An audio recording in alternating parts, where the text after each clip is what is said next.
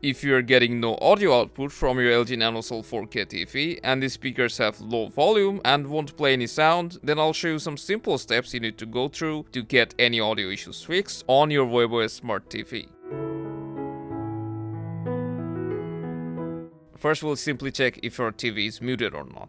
You can just press the volume up button and make sure that the volume is turned up.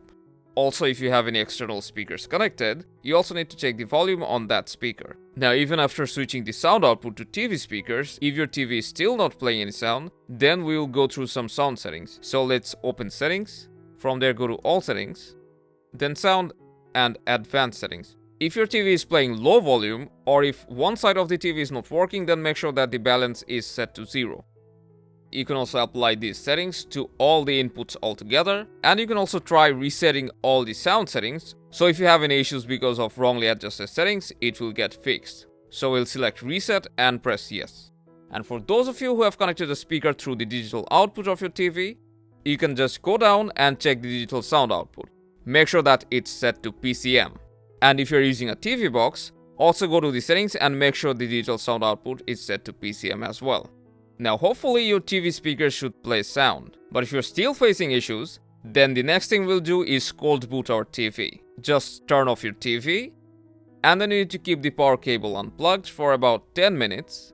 This should fix any minor bugs and glitches.